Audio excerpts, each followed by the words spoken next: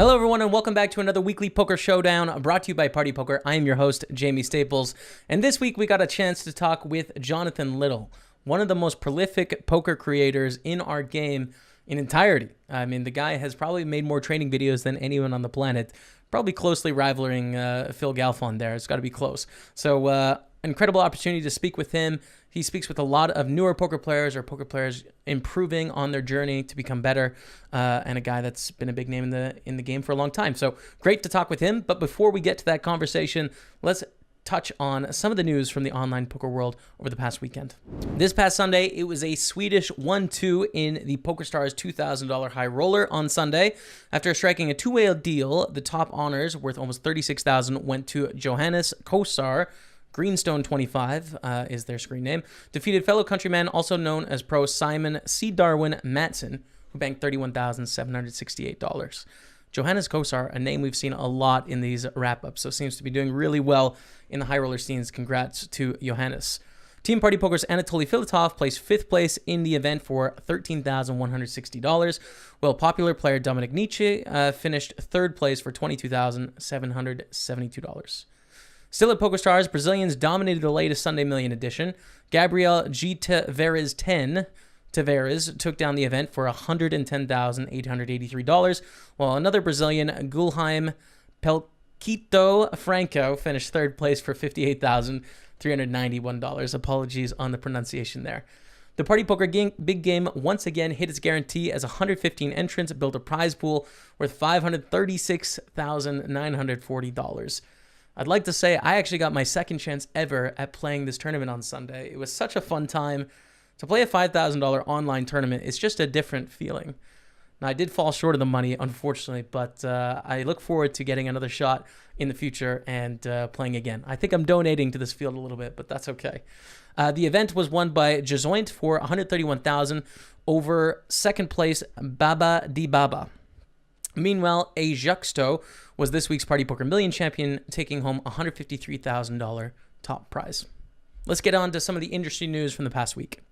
This week, there's been a lot of discussion about the coronavirus. Poker pros have been wagering on whether the coronavirus outbreak will cancel the World Series of Poker in Las Vegas or not.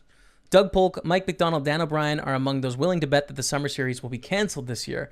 And I know Bill Perkins has been very active on this issue. The virus was responsible for the closing of some casinos in Macau last month. Last week, Polk tweeted calling for a discussion on the viability of the event being hosted amid the outbreak. Doug went to seek wagers from potential punters at odds of 20-1 that all WSOP events in Las Vegas this year will be canceled. Mike McDonald, slightly more confident on the cancellations, and reacted seeking lower odds of 12-1. The official World Series of Poker account responded to the murmurs, stating, "We are monitoring COVID-19 developments and have no plans to cancel the WSOP." So very interesting here. I think obviously this is something that will continue to develop week after week, and fingers crossed things end up on the better side as opposed to the worst side of the projections. I asked Jonathan Little about this in our conversation. It'll be interesting to hear what he said, but I will sort of piggyback off his sentiment, which is I really have no idea what's going to happen. I like that the poker world is being proactive and sort of thinking on it, but I also understand that I'm probably not in the best position to project, my guesses as to what's going to be happening. So fingers crossed that the world gets healthier and we're able to keep this under control, and live poker will continue as planned this summer. On the live poker front, we have Party Poker hosting a very high stakes event this week in Sochi. Million Super High Roller Series in Russia gets underway this week, running up until March 15th. The event is expected to draw a stellar cast from the high-stakes poker fraternity, including the likes of Paul Foy, Richard Young, Kerry Katz, Rob Young, Jason Kuhn, and Mikita Badzikowski. Mikita, if I said your name wrong, I apologize. Headline the festival will be the largest buy-in event in Russian poker history. Kicking off on Friday, March 13th, the $250,000 buy-in is officially the most expensive poker event ever organized in Russia. Stream will be available on Party Poker Twitch, YouTube, Facebook, and Party Poker website in both English and Russian.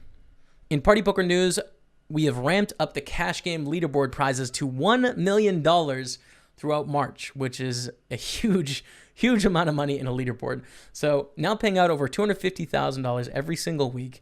There's 16 leaderboards now running in a range of buy-ins to accommodate all bankrolls, so you don't just have to be a high roller to compete here. Both No Limit and Pot Limit Omaha fans are catered for equally in the promotion. Top prizes on offer per leaderboard have also been doubled to $10,000. $500,000 also being invested into the Omaha leaderboards for the month of March. There's an additional $35,000 to be won at the cash game tables every week through PartyPoker's daily cash boom promo, meaning unrivaled value for cash game players of all levels. And I don't think that's just a read on what's going on. I challenge you to find better value for cash games out there. I don't think you're going to do it. Also, the dates have been confirmed for the next Power Fest, which is something that I'm very interested in, streaming tournaments on Twitch. The flagship series will return March 15th to 29th. There's over $20 million in guaranteed prize money spread across 488 separate tournaments. Buy-ins range from 55 cents all the way up to $25,550 to give all players a shot at championship prize money. 4 separate main events will crown the series on the final day, and progressive knockout events once again feature prominently alongside other popular formats such as 6-max, mix-max, 6-4, and freeze-out.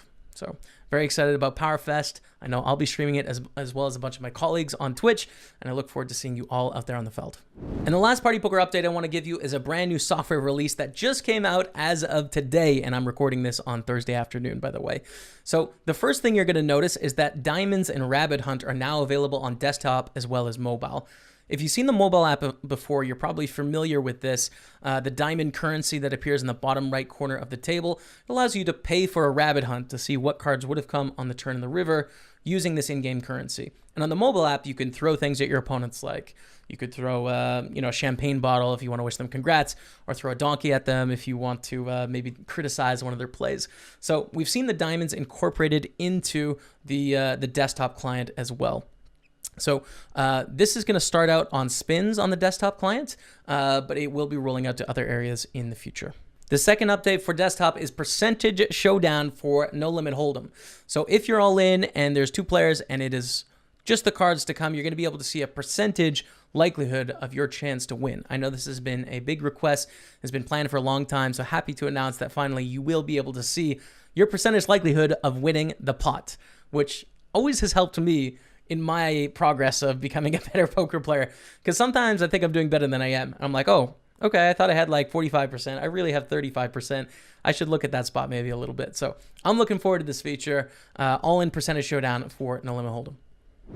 So now that we're through the live poker news, let's get into this conversation with Jonathan Little, a 2-time World Poker Tour champion, a 14-time poker author, one of the guys that speaks to beginning and newer poker players more than perhaps anyone else in the industry. So I think it was a great opportunity to speak with Jonathan. I think you guys will love to hear what he has to say. Without further ado, Jonathan Little. Joining me on the podcast today, I have a 14-time poker book author, 2-time WPT champion, legend of the game, Jonathan Little. Jonathan, thanks for joining me on the podcast. Hello, thanks for having me. I've actually been spending all morning working on the finishing touches of book number 15. So now we're going to be a 15-time author coming this summer. So that's good. Wow. So is there anyone more prolific in writing poker books? That's got to be the record, right? I don't think...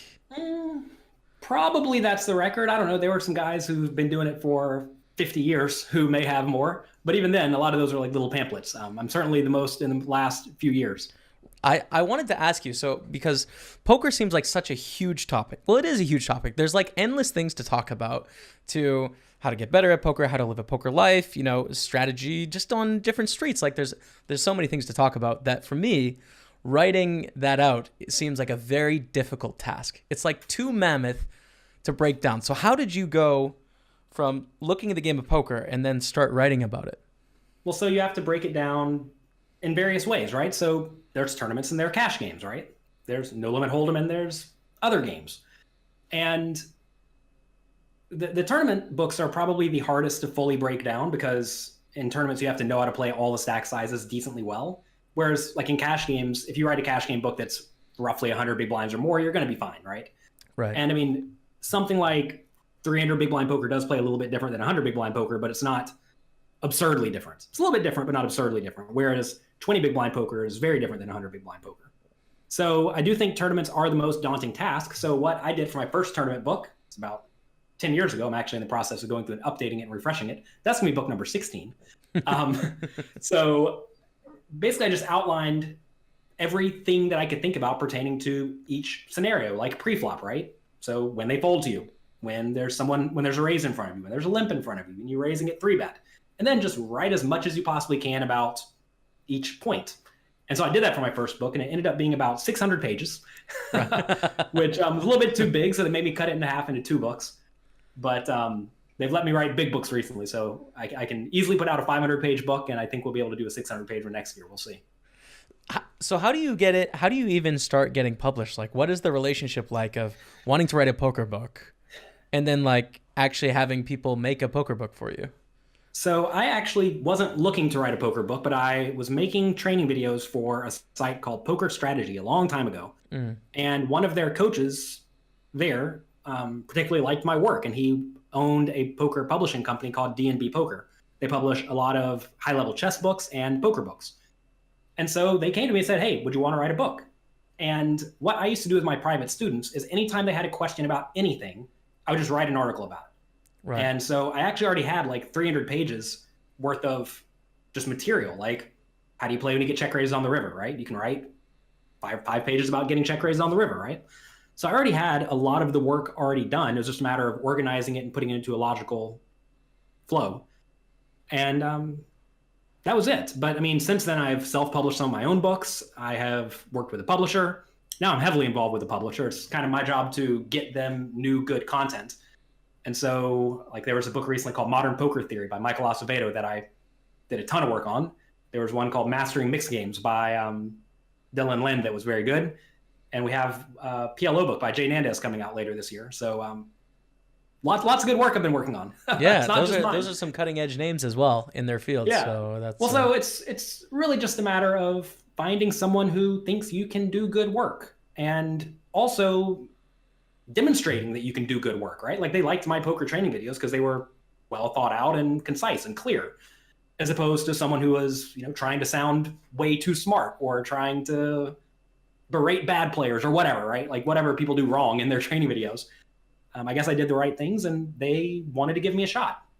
And so I tell you, if you want to get a book published, just start writing it. Do it in your spare time. Don't do it with the idea of, I'm going to make a ton of money from this.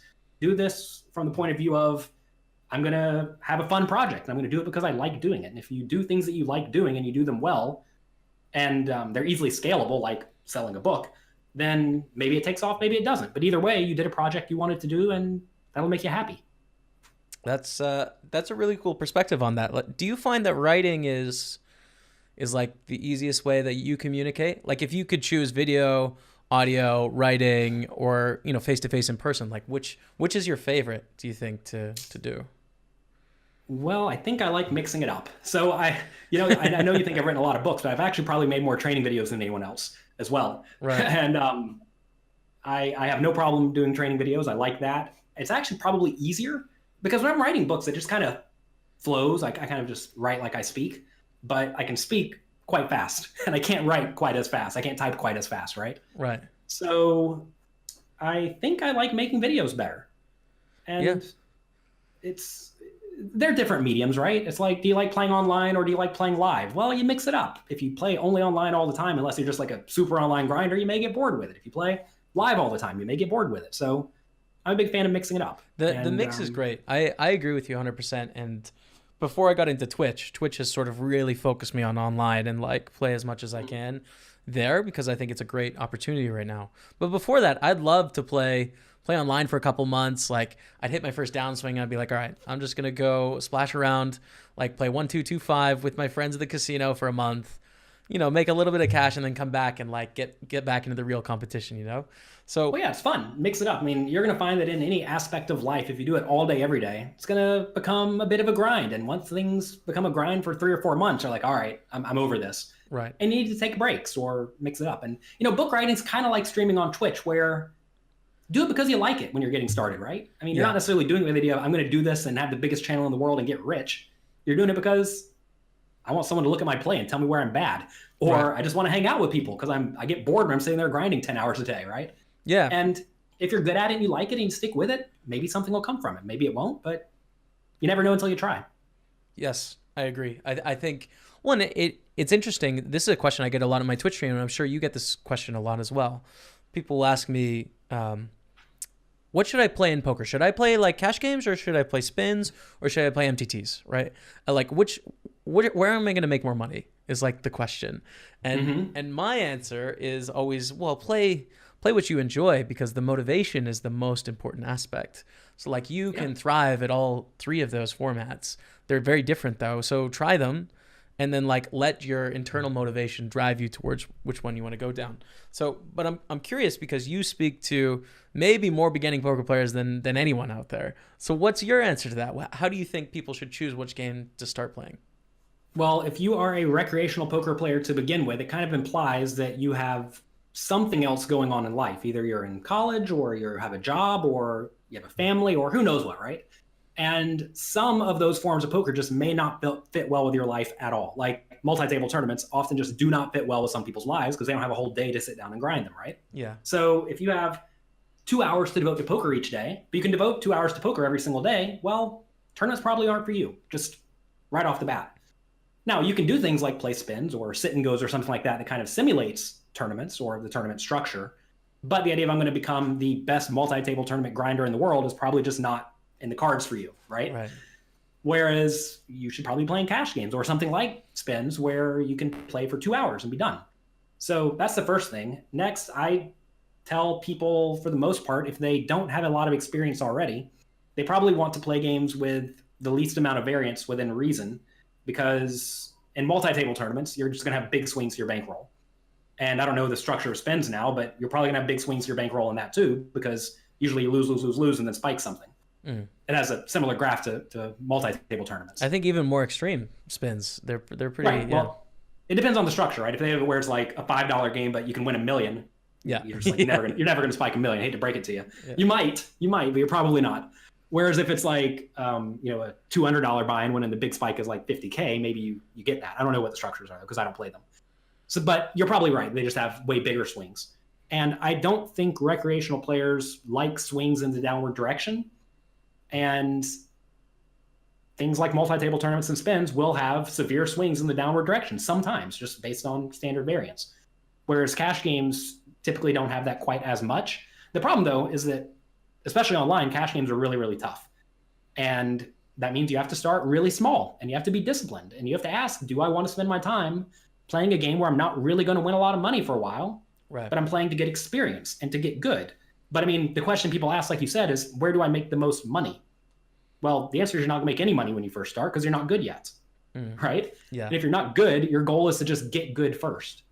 And you can get good at cash games really cheaply. I mean, they have like 1 cent, 2 cent games, where you're buying in for $2. And that's pretty nice. The fact that you can get experience at tiny stakes playing against people who are also trying to play well, right? Right. I wouldn't recommend playing for like play money because then people very often just don't care at all. Or at least relatively little. Yeah, you could develop some bad habits of calling off the 100 big blind shoves, with ace tens and all that. Yeah, it doesn't necessarily correlate. So I mean, deposit like $50 on PartyPoker, play tiny stakes and get experience, and realize your goal is to get as good as you can as fast as you can, not win as much money as you can as fast as you can. Yeah, I love it. I think it's perfect advice. When I first started playing, I did not take that advice. And a lot of people I talked to on this podcast also did not. Like when they started their journey, they got lucky to win a tournament. They got excited, and then they learned through failure later on in their career to like survive. So I'm curious as to what your intro into poker was like, and sort of the mistakes you made in the beginning and what you learned from there to be able to teach other people now.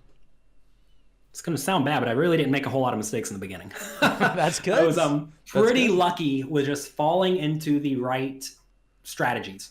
So I was posting on various internet forums, talking to decent players, and I read all the books I could back then about limit hold'em, because that was the main game back when I started back in 2003. And so I was playing on PartyPoker, I put $50 online, and I played 25 cent, 50 cent limit, which was 100 big bets, which is not quite the bankroll you need, but you need like 300 bets, so I read. And so I would, as soon as I got up to like $300, I finally moved to 50 cent dollars. So I made a point to always keep 300 bets because I read in some book that's what you're supposed to do, and I did it. So I followed directions. So first things first, find people who have done it before you, see what frameworks they lay out, and probably listen to them within reason. So I did that. I grinded that $50 up into, I don't even know. I ended up playing 30-60 limit hold'em, always keeping 300 bets. And I guess that means I had what, $18,000? No, not 18, $9,000. No, $18,000. I can't do math. I'm very bad at math on the fly. So anyway, I eventually moved to sit and goes. And by the time I was 21, I had about $350,000 in party poker from that $50 deposit. And I never played out of my bankroll at all. And I always made a point to like keep 100 buy-ins for sit and goes or way more. I remember back when party poker first closed to Americans a long time ago, I think I had something like $280,000 in my account and I was playing $200 sit and goes. So like my goal was not to cash out money. My goal was to just run up my score, you know? Right. Because I was a kid. I had no expenses. I mean, I think the first time I cashed out $1,000, I had like 150K in the account. And like I didn't need the money because I had no expenses. And I was playing because I liked playing poker. And I viewed it like a video game. And the goal is to get a high score. And if you cash out your money, your score goes down. Right. So absolutely. I didn't want my score to go down. So I always kept a big bankroll. I suppose whenever I turned 21, I started playing live poker tournaments. And something I did wrong there is I did not have much experience playing live poker tournaments. So I presumed because I'm really good at sit and goes, I played a ton of sit and goes, more than almost anyone back in the day. I presume because I was good at those, I must be good at multi-table tournaments too. But those are actually pretty different strategies because in sit and goes, you need to get in the top 30% of the field, whereas in tournaments you need to get in the top 2% of the field. So that leads to a very different strategy. And I did not fully recognize that. And that led to me losing, I don't know, a decent amount of money. I think, 150K or something by the time I was 22. So, I had like 350, I lost down to 200, but I at some point realized I was bad and I searched out friends who were good and I learned from them. And then things turned around once I recognized and accepted that I'm playing a different game and that I don't actually know what I'm doing in this multi-table tournament game back then. So you have to always be open-minded and realize that you're probably not all that great. Like even today, I'm trying to study from new people. I have a training site, pokercoaching.com, and I'm now hiring coaches who I want to learn from. Right? That was one of my questions. So I'm interested, who were those people back then when you you made the adjustment, which is the important thing, I think.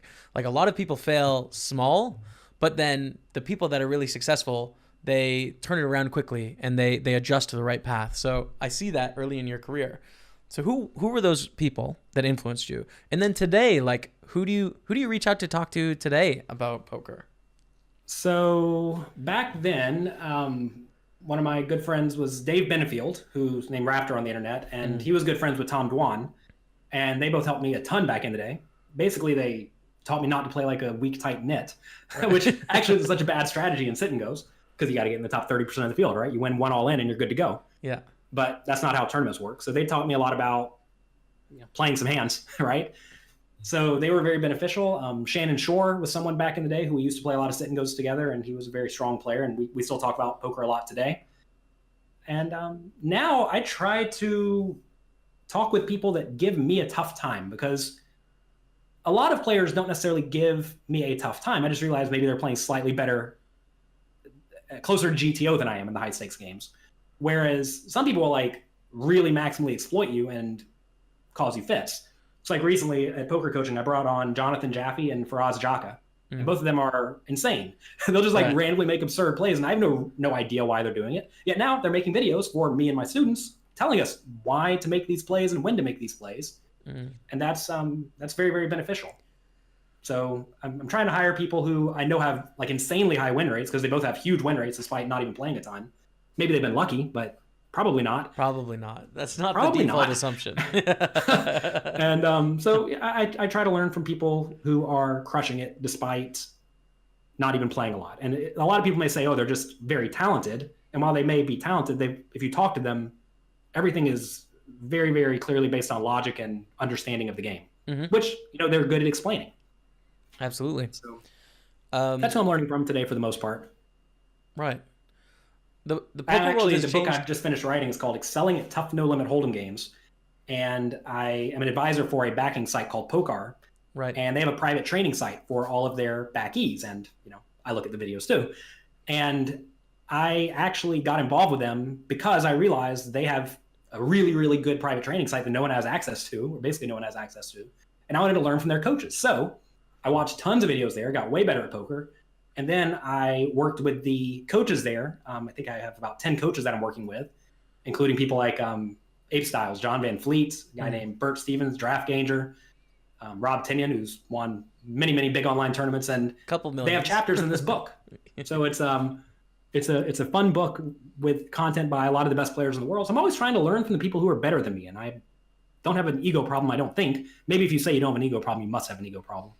But I don't think I have an ego problem, and I try to learn from people who are obviously doing things that I'm not doing that are allowing them to continue to see the high stakes all the time.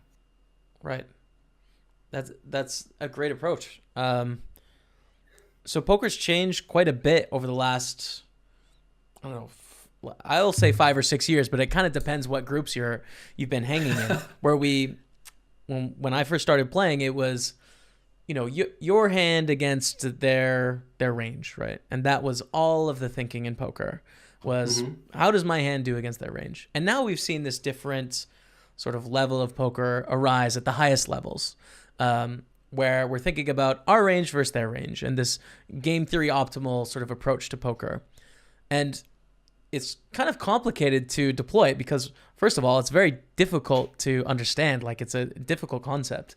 But then also, it's not always the right way to play.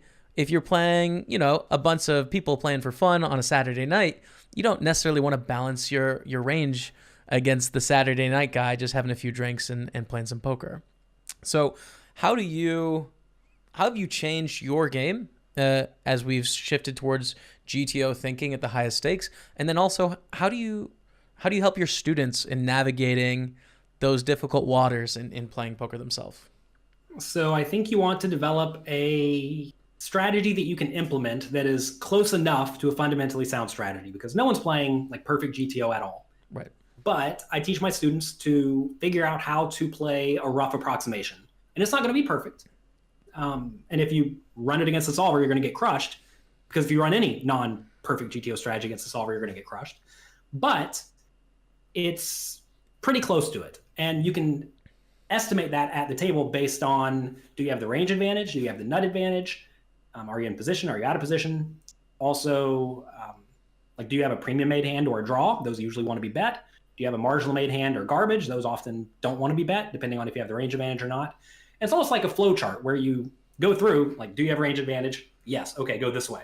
Right, Do yeah. you have nut advantage? Okay, go this way. And you end up with a pretty reasonable strategy. So once you know how to play a pretty reasonable strategy where you're getting the best or the second best answer the majority of the time, now it becomes a question of, what are my opponents doing incorrect, right? So if your opponents are, let's say, just folding too much to continuation bets, you just continuation bet all the time because they fold too much, right? Right. So you want to look for spots where people screw up. And the tough thing about online poker especially is very often you won't know what your opponents are doing wrong, but you know they're doing something wrong. So in that case, you usually either need to be exploiting the player pool in general, or you need to just be playing as close to GTO as you can. So that's what you do online. In live poker, though, very often you'll just be very aware, like, okay, this guy checked the flop and he is done with it because now he's watching sports on TV. So we get to win this pot every time. Or the guy checked and he's like in the zone, ready to play this hand. Like, okay, not bluffing here all that often. And that will allow you to make like really, really big adjustments on the fly, not even based on a big sample of hands, but based on physical mannerisms and just like what it looks like the guy's doing. Right. Again, that doesn't happen in the high stakes so much, but in the lower stakes games or in soft, small buy-in tournaments, that comes up all the time. Yeah, it seems like the information is more reliable with live poker, which I haven't played a lot of recently, but it seems you can be more specific with opponents. Is that fair to say? Yeah, definitely. And sometimes you just know. I mean, if you play a lot of live poker over the course of your career, you'll inevitably just start seeing the same mannerisms over and over among most people. Now, some people will do the opposite, or some people won't have any mannerisms, and that's not so useful. But sometimes you just know. I was talking to Phil Hellmuth a long time ago, and he said something to the effect of, after a while, if you don't know what your opponents are doing just by looking, you're probably not paying attention, you're not doing it right. And I realized, you know what, I'm going to start trying to listen to these reads, because sometimes, like, I could just tell the guy had a good hand, but I have the most obvious bluff candidate, so I just did it. Yeah. And then I lost when he called, right? He's like, yeah, don't bluff there. Or, yeah, make hero calls whenever it's clear the guy's bluffing with every hero call hand you have. And I started doing that and started having better results. Go figure. So pay attention in live poker to what people are doing, and you'll start seeing patterns that come up over and over again, and that will allow you to adjust very, very far away from the fundamentally sound strategy to maximally exploit your opponents. I wonder what that stuff is, because I've had the same feeling where you look at someone and you just know, it's like I don't know if it's micro expressions in their face, or maybe we're just all biased and like, we're making up a story after the fact. I don't think so though. Like sometimes you can just tell when someone's bluffing and you can do some crazy things. Well, so what you can do is you can keep track of it, right? Now you're not going to be like, if you play a lot of live poker, you may make, I don't know, 1 or 2 big hero calls a day in spots where you would not otherwise make it based on some sort of tell. And so realize you're usually getting pot odds in these situations, right? Because you only need to be good, let's say 33% of the time or 40% of the time. But if you see you're right like 50% of the time in these spots, you're just crushing it. And if you get a sample of 100 of these and you're getting 50% right, just okay, trust these reads and trust them. Still keep track of them, but trust them. And then when you're bluffing, realize when you're bluffing, whatever it is, you need to win, let's say 50% of the time when you're potting it. If you're winning these like 70% of the time, you're just printing money. Right. So do it, but keep track.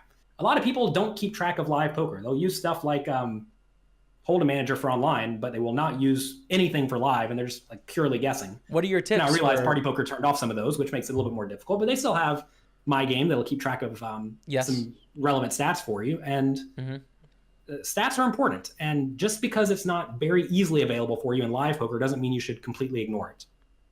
So what would be your approach if I would transport you into a $1, $2 cash game grinder? Let's say you are, 20-year-old Jonathan Little. You love poker. You got $10,000. You're a 1-2 grinder. Like, what's your approach day to day of playing poker in that scenario? It depends on what I have going on in my life. That's almost always question number one for people. If I'm a young person, I don't have a family I want to live near or anything like that, I would go find a new casino that just opened where poker is kind of new to that location. I think like Boston, for example, had a casino open there recently.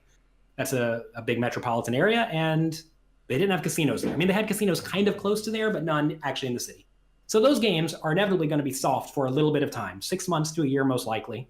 So I would go there and I would park my butt in a chair and I would sit there 12 hours a day, every day, and I would grind hard. And I would make my 20 or 30 bucks an hour playing 1-2. Yeah. And then I'd move up as soon as I got any sort of decent bankroll to play 2-5. And once you get a decent bankroll to play 2-5, if you play 40 hours a week, you make about $100,000 a year. I mean, I have students who, I made a cash game course at pokercoaching.com about 9 months ago now. Some of my students were like break-even cash game players. They were not good. They found me. They were not good at poker.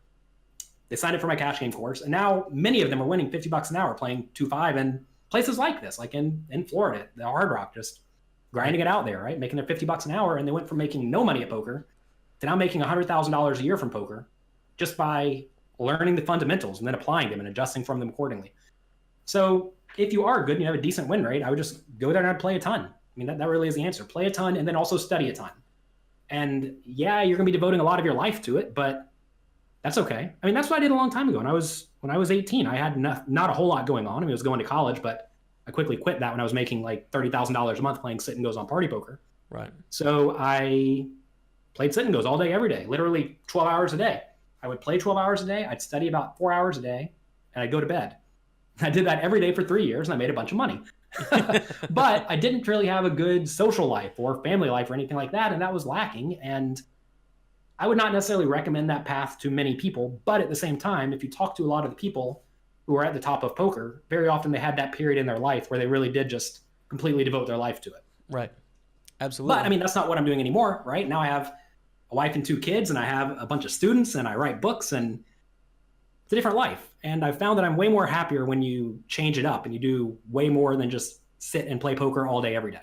How did you transition from that poker grinder life, online, like obsessed with it? It's for me, it was my opportunity to like make some money. Like it was so exciting to me and I really wanted that. So how do you transition from being in that bubble to like incorporating with the rest of the world? Like you live in a place where you can't play online poker on Party Poker right now, which I was going to tell you that the government made it easy for me. Yeah, right. Okay. They basically said, okay, you can't do this anymore. Yeah. So thanks to the U.S. government for forcing me to not do that anymore. But even before then, I started playing more live poker. I made a point to play more live poker because the buy-ins online were kind of capped, right? Like you could not play higher than like I think the biggest sit and goes in were $2,000, give or take, which is fine, not tiny stakes at all, but you couldn't play $10,000 buy-in live tournaments against obviously bad players, right? Right. Like everyone in the high stakes sit and goes back then were really good. And there was just like a minimal edge. Whereas I wanted to try something different. I wanted to try to get on TV, win World Poker Tour titles and whatnot. And that sort of forces you to get up and leave your house and go do things. And you meet people and you start going out with those people and you make friends and you have a good time. So you mix it up. But I was never really the person who's just like grinding online all day, every day. Once I started playing more live poker when I turned 21. That said, I suppose I did have what I would do is I would be home a lot and I would just grind really hard. And then when I travel, I wouldn't grind much at all. I mean, it's like kind of like what I do now. When I'm home, I'm grinding hard, writing books and teaching my students and whatnot, making YouTube content and stuff. And when I'm away now, I'm grinding a ton because when I'm away from home, that is my purely poker playing time. So I try to put in 16 hours a day every day because I want to and I like it, right? Right. And then I come home and I'm ready to put in time for all my students because I like it. And I think mixing it up is very, very important. We discussed this earlier. Yeah, you want to mix it up, and that way you're usually way more passionate about the things that you're doing as opposed to if you're burnt out doing that. Right. And when was the when did you know in your poker life that like, hey, I might want to like coach and teach and like share this with people? Like what was there a transition in your mind from just Jonathan Little Poker Pro to also poker coach and an author and video maker?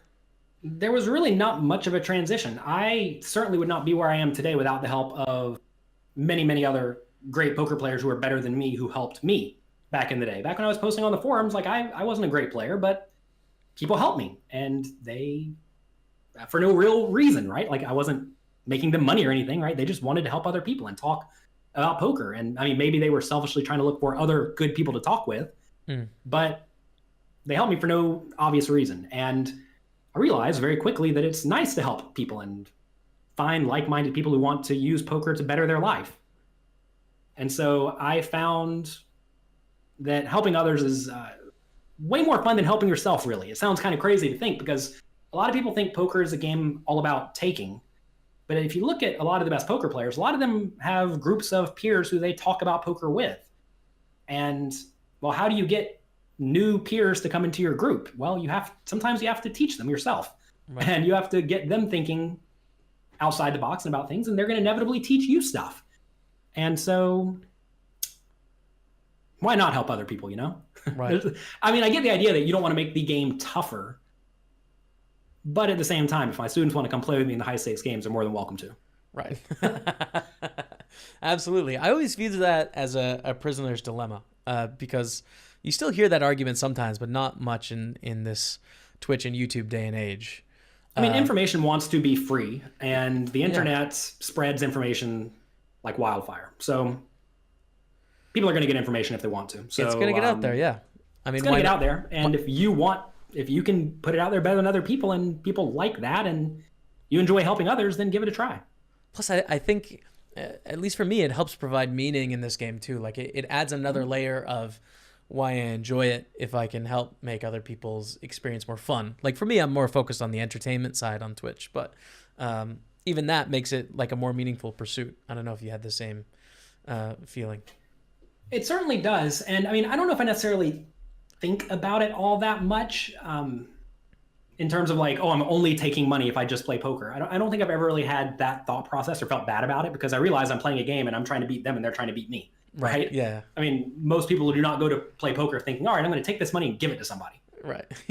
They're trying to beat you. And if they're trying to beat you, you're allowed to go and try to beat them. There's nothing unethical about trying to beat your opponents who are trying to beat you within the framework of the game.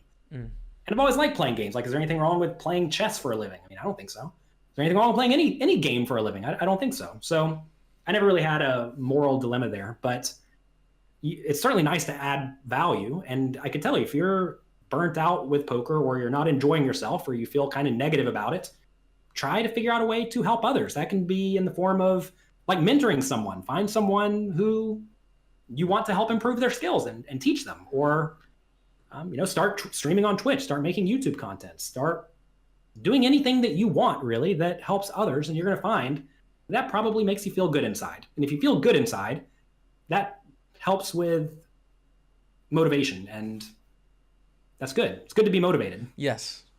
I think like, you've got to be one of the best at like, motivation. People always ask how like I wake up every day and just work all day every day for the students, and like it's not even a thought process. It's like I want to. Right. So if you want to, it's not work anymore. But there's certainly been periods in my life where I would be grinding poker all day every day, and I certainly want to play. Yeah, I was gonna ask, when did you fall out of love of poker? You know, like were there periods where you just didn't like it? I don't know if I ever actually completely fall out of love with it, but I mean, there have been a few summers where I just had like no good results. And you know, when you play a bunch of live poker tournaments and you show up and you play well and you get three starting stacks, and then you get it all in with a flip and you lose every day for 60 days. Like, all right, well, this is no fun. And that starts to become a bit of a grind, but I don't think I've ever like actively disliked it. Like you'll hear some people say they really dislike it. And that's because they become disgruntled. And usually it's because they are just playing for themselves. They're not playing to help others. And I mean, what helps some people is they will just resolve to give X amount of their winnings each year to some charity they really care about. And then you're not playing for yourself. Like imagine you just know you're going to give away 10% of the money you win each year to a charity that you really love. Maybe you don't punt off those stacks here and there, or you know, maybe you study a little bit more because you're not doing it for you anymore. You're doing it for others. Right. So find a way to give back, and I think it's way easier to stay motivated. But yeah, I don't really have a problem with burnout. I'm a pretty good grinder. I can sit there and play all day every day without a problem. Well, it seems like the shifting gears helps as well. That certainly has helped me. Where you, when you may feel a little bit grindy, you can switch it up. How does poker change when you become a husband and a father? So one thing I hear a lot of people talking about is how, like, I do not care at all if I like bust a tournament because I realize there's another one coming up. But whenever you do have a family, your next tournament may not be for another month and a half, right? And so you don't necessarily want to be losing that tournament, and you have to be careful to not let that mindset creep in, because like say you have an obvious bluff spot, you decide to just not take it because if you bluff and lose, well, you don't get to play again for a month. Right. That's it's an interesting feeling, but I feel like it really hasn't affected me because I just don't care. But a lot of people do care a lot about their tournament life or about losing the tournament. And none of that really matters to me, I guess. I mean, my wife doesn't ask me about poker, really. I mean, she'd rather I win than not win, but it's not like she's giving me crap for losing or anything. Like, you hear some people saying, oh, if I lose, then my wife's mad at me. But like, my wife doesn't care because, I mean, she understands math. And so, I don't know. I think I'm in an abnormal scenario where not a whole lot's changed, just besides I'm not putting in the volume I used to. I mean, if anything, I'm just studying way more than I used to, which is good. I feel like I'm a million times better at poker today than I was even 2 or 3 years ago. And that's good. I mean, I really haven't put in a ton of volume over the last 2 years, but I've had pretty good results despite that. So it makes me happy. Right. Makes me want to get in there and grind more is what it makes me want to do. Yeah, that's great. So I saw recently Rob Young put out a tweet that he was speaking with you and talking about how you guys were speaking about like newer players or recreational players and how you could help them in the game. So I was just curious as to like how you guys were introduced and sort of what things you were talking about. I don't know how we were introduced, but I remember messaging Rob a few times saying, I like what you're doing at Party Poker. If I can ever help in any way, let me know. And I mean, I send out that message to a lot of people who I think are doing great work. And eventually he got back to me and I think we talked about game theory optimal strategies for a while, because I just had that book, Modern Poker Theory, come out with Michael Acevedo. And he was in New York. We had coffee. We talked about GTO stuff.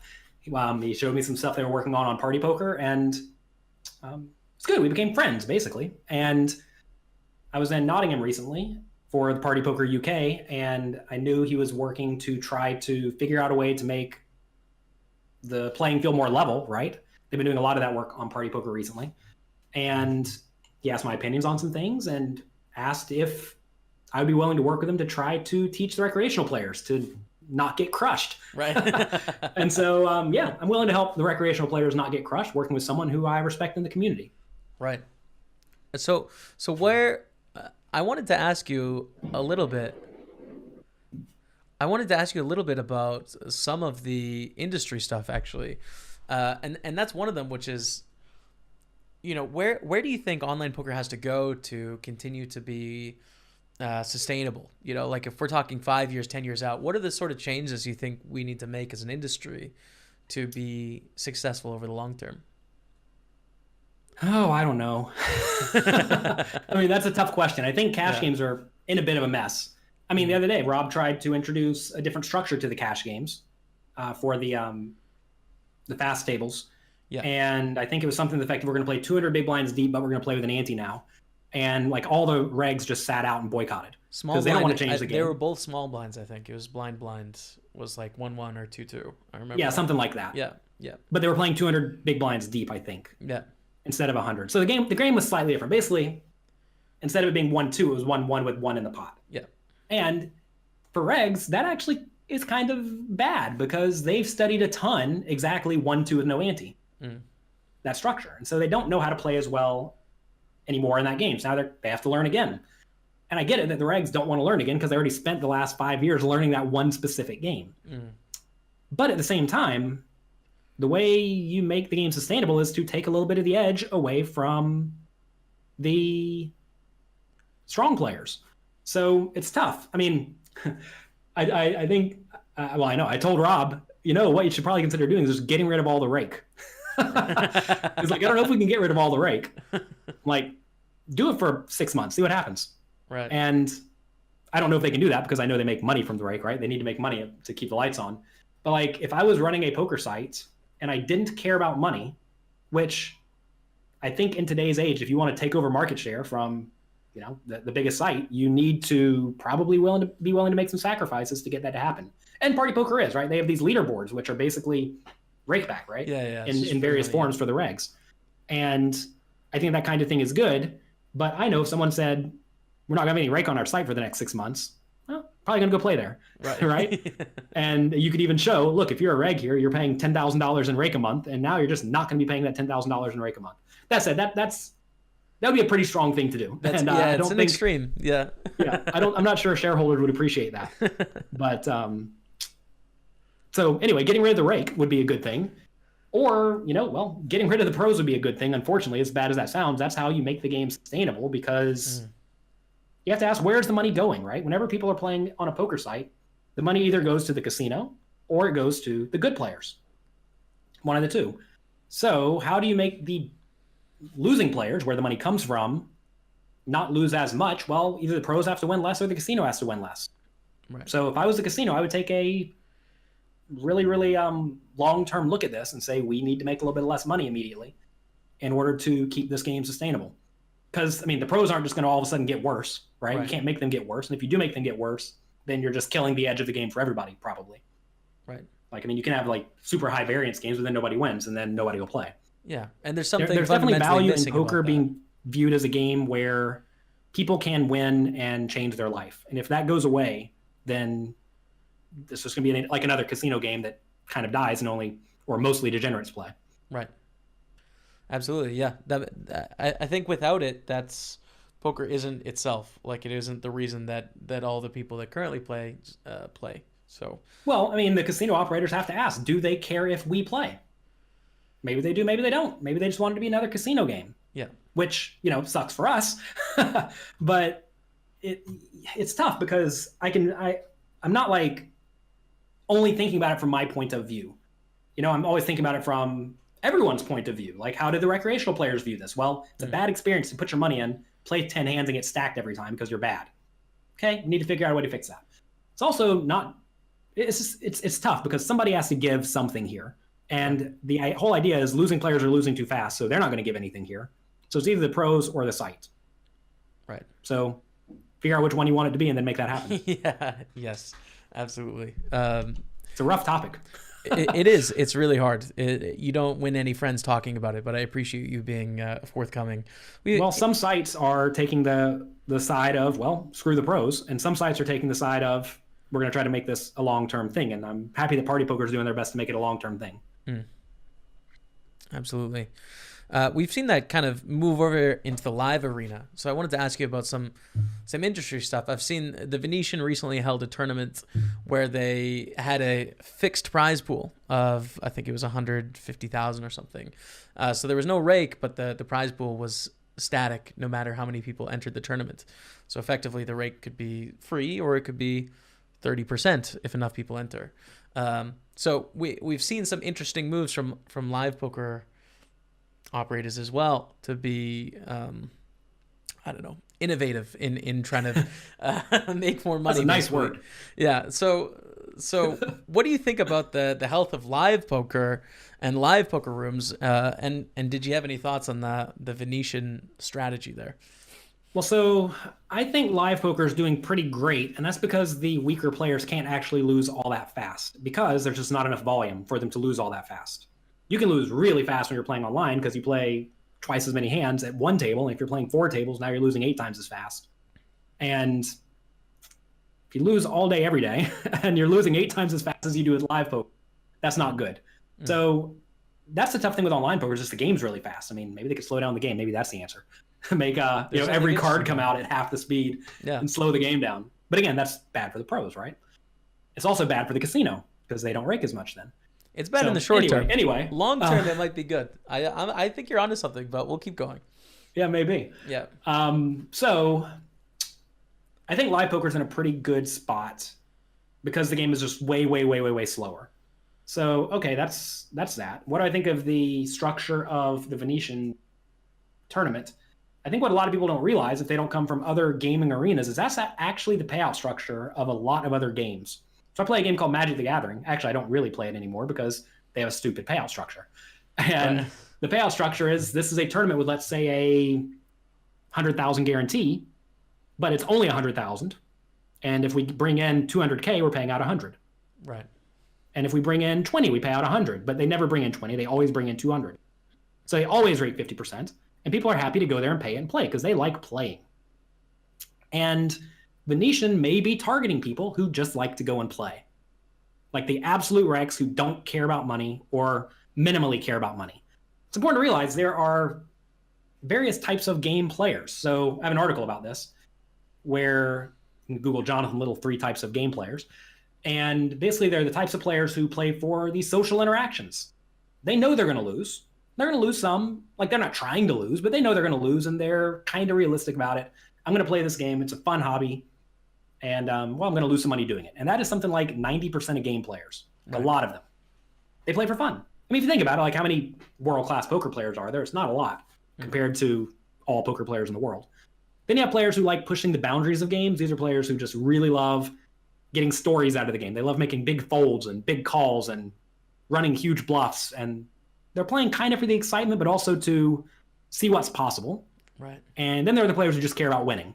And the players who just care about winning are the smallest group in basically all games. It may not actually be the case in, well, it's definitely still the case, but it's probably a bigger percentage of poker players than a lot of other games because poker's played for money, whereas most other games are played for fun for the most part.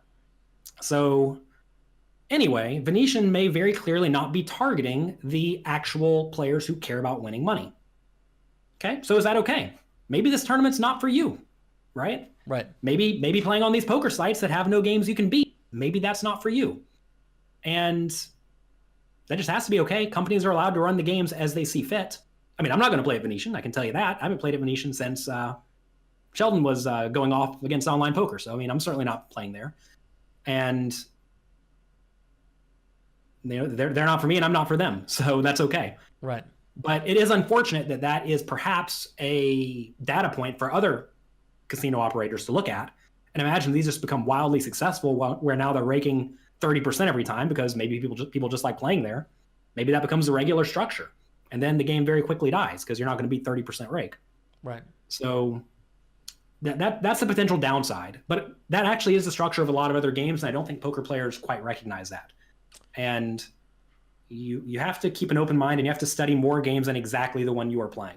And you have to look at it from more than exactly the poker pro Jonathan Little's point of view or your name's point of view, because it's not all about you. You have to figure out where you fit into this whole thing and do your best to make it as good for you as you can. I think it's a very measured approach. It's like very well rounded. So I appreciate it.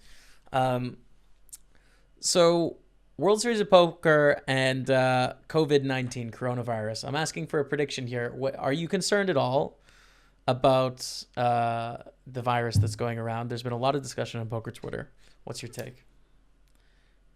I don't have a take because I'm not a scientist. It's fair enough. That's fair enough. I mean, look, it's very important to realize that some things you know and some things you don't know, right? I know I'm not good at doing math on the fly when I'm streaming, so I try to not do it. And then when I do, I screw it up. I know I'm not a scientist or a doctor. So my opinion on this is completely irrelevant. And a lot of people, for some reason, especially in the poker community, think that if they know something, like how to play poker, that must mean they know how to do other things, like bet on sports or predict viruses or bet on cryptocurrencies. Yeah, right. Just because you know poker very well does not mean you know other things very well. Maybe you do. Maybe you could know both, but being good at one thing does not necessarily mean you're going to be good at the other thing. I don't know anything about viruses. Besides, I don't want to get it. I'm actually going to Vegas this weekend for a retreat with me and my employees that we do every 6 months or so. And my wife's like, "Do you want to go to Vegas? The virus popping up." And then one of my students actually has a comedy club out there, and he's like, "Well, the attendance is down here in Vegas a little bit because people are concerned about this virus.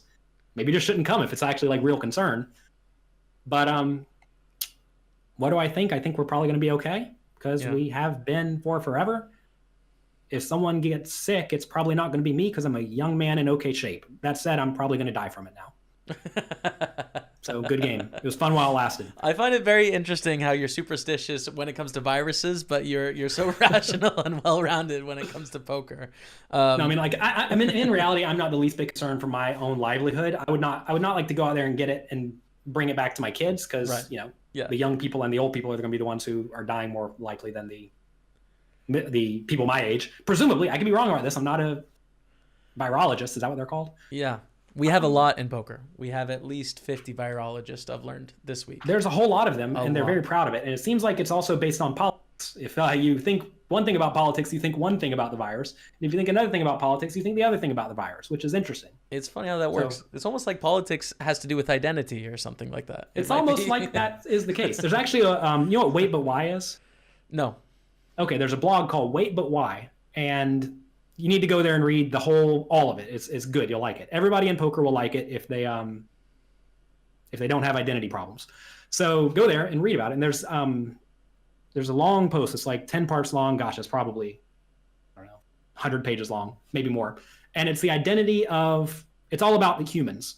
And it talks about like how religions probably formed and how any identity-based thing formed. Because if you have identity and you identify with other people, it will make you work with other people. And humans, it turns out, have a problem working with other humans because you're just not actually that connected with them. So you have to have stories that connect you to other humans. And stories can be, well, things like religion, things like politics, things like money, all sorts of stuff, right? Mm. And so, anyway, go read waitbutwhy.com. It's good. Okay. So how about reentries? Just a quick thought on that, because I don't want to keep you too long here, Jonathan. We got about a couple more minutes. Reentries, just give me a hot take. Well, whenever they started reentry tournaments about, 10 years ago now, I said that I think these are the worst things for the recreational players they could possibly. And I didn't think they were going to last very long at all. Turns out they became wildly popular, despite the fact that they're very bad for the recreational player. This goes back to the idea of, am I looking out for Jonathan Little, or am I looking out for the game of poker and the longevity of it? And if you are a profitable player, every time you play, you get your ROI at that point. So if you're a winning player, you want reentry. You want unlimited reentry. But that's really bad for the recreational players. So do I want to absolutely crush the recreational players? The answer is no. So I am very anti-reentry. I'll still go there and reenter. Because, I mean, look, if it's within the rules of the game, you should play within the rules of the game. And if they say I can reenter 17 times, I will if I need to, right? Right. Assuming I'm profitable on each entry, and that's where you have to be very good at assessing the tournament field, the blind level, the structure, et cetera, to see if you actually have a positive win rate and if it's worth risk to your bankroll. Because if you have a 2% ROI, well, maybe you don't want to be buying into it. But if you have 30% ROI, you should be firing in all day. Right. How about privatization of cash games and tournaments? Because cash games, we've seen this at the highest stakes. where a lot of the biggest action has moved into private games, and it's moved down not from just the highest stakes, but to pretty normal games as well, at card rooms around the U.S. As well as in Canada some. But we've seen that sort of creep into tournaments as well recently.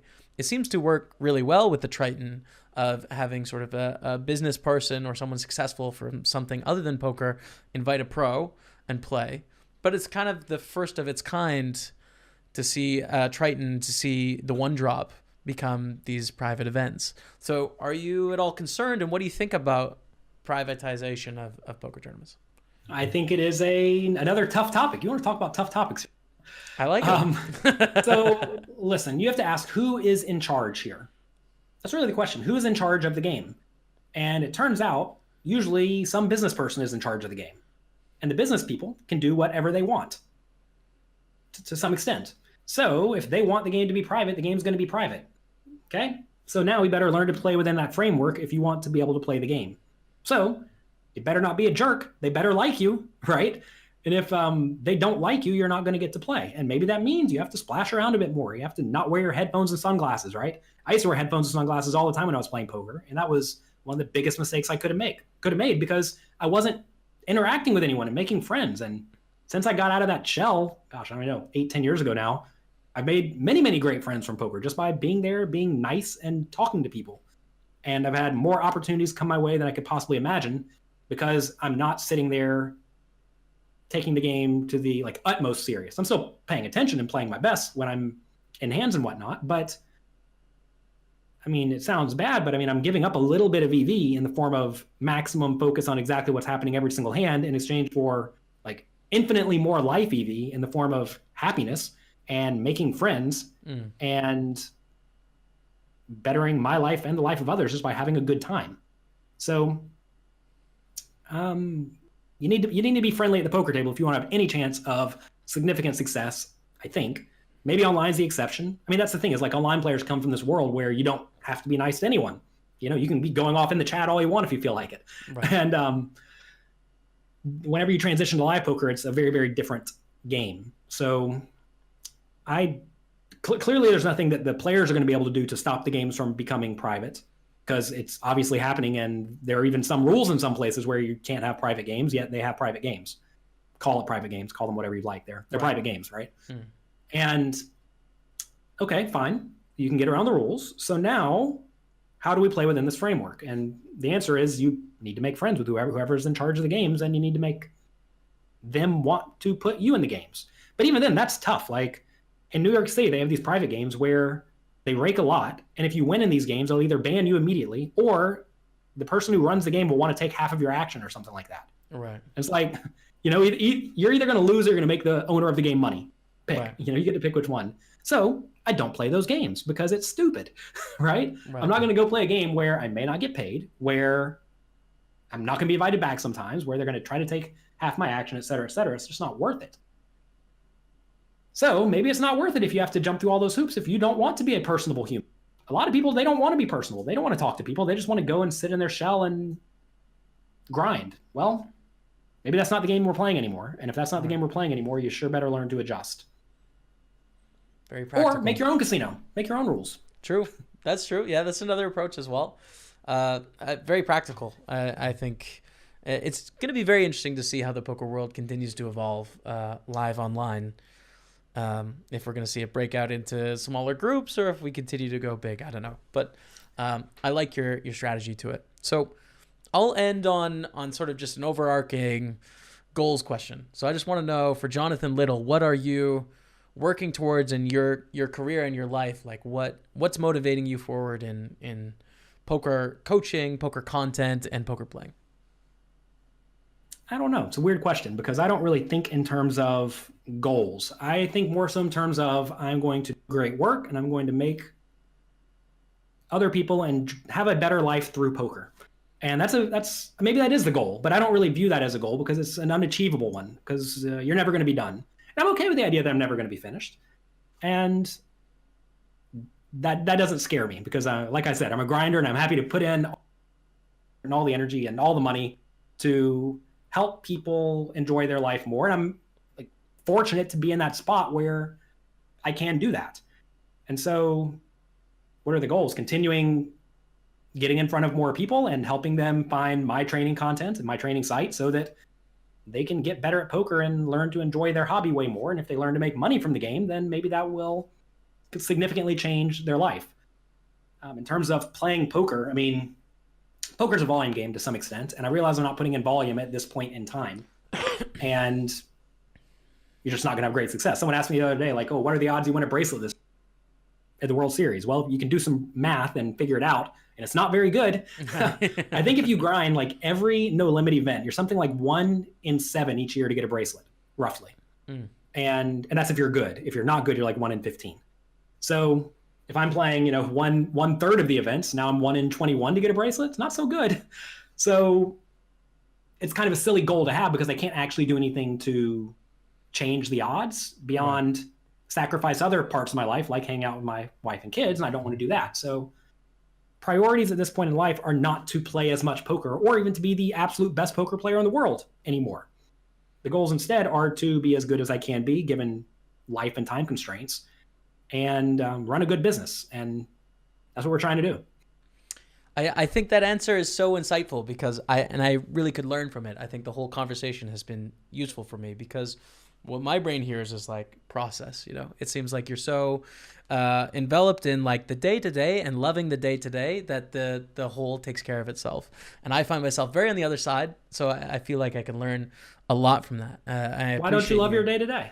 No, I do love the day-to-day, but my brain immediately wants to extrapolate the short term to like the long term. Like, okay, if this works, what does that mean for the next 2 months to the year? And how can we make small adjustments for big results? Whereas sometimes I lose the daily shuffle, I will tell you that if you just do great work and you out hustle everyone else and you work harder and you put out better work than everyone and you help more people, good things will fall in your lap and life will be great. And if you don't do anything and you're sad and depressed all the time, well, you're gonna have a bad life. Right. So it's really up to you. You have to figure out, do you want great things in life or do you not? And are you willing to put in the effort to do it? And you're obviously willing to do it. You have a podcast, you have a Twitch stream, right? You have a YouTube channel, you have all sorts of stuff. And it's because you're out there doing good work that good things are happening to you, right? I mean, not everyone gets a Party Poker deal, and you have one, and that's because you were doing good work. And that's good. Good things are going to keep coming your way. Keep doing great work, and you're just on an upward trajectory. Thank you very much. I appreciate that. Speaking of work, where can people find you? There's a lot of options, but feel free to list them because I've seen you on the gram recently. I've been seeing books. I've been seeing YouTube. So please give people options.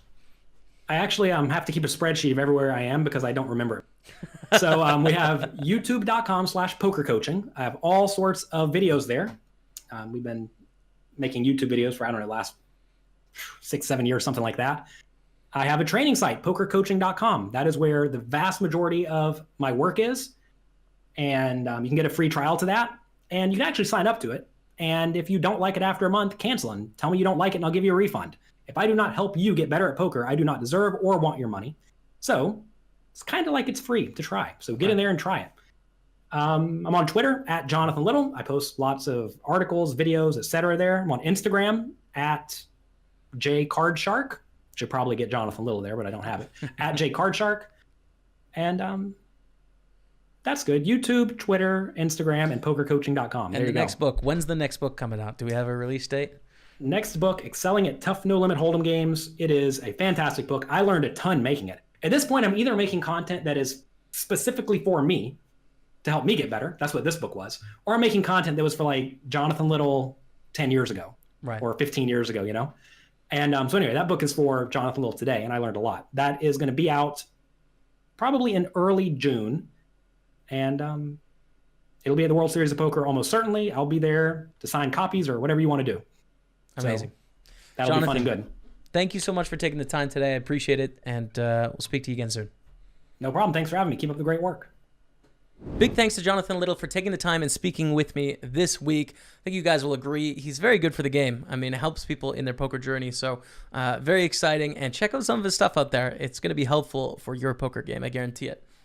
Now, before I let you all go, we have our weekly competition and our hashtag JSPokerHero, where we put one of you watching or listening to the podcast into a big event on Party Poker, and we root for you to succeed and hopefully take down a big score. You're a representative of the podcast this week. So last week, Yana at Watson10 won the competition for a $215 million ticket. She's yet to use her $215 million ticket, so we'll be railing her this week. Best of luck, Yana at Watson110 on Twitter. This week's competition, we're going to do something a little bit different because it's going to be too late for when this comes out to get you your ticket in time to play this week's million. So it'll be for next week. The competition is going to be, what will the first place prize be in this week's Party Poker Million? Guess the dollar amount. The first place prize closest to is going to win a $215 Party Poker Million ticket. And if it's a tie, we'll do a random draw between the two of them. So that's the plan. Get your entries in on Twitter, #JSPokerEuro, and best of luck in the competition. Thank you all so much for taking this time this week and listening/watching the podcast. I'm really enjoying doing this every week for you, and I hope you're enjoying listening/watching as well. That's going to be it for me this week. Until next week, we'll see you later.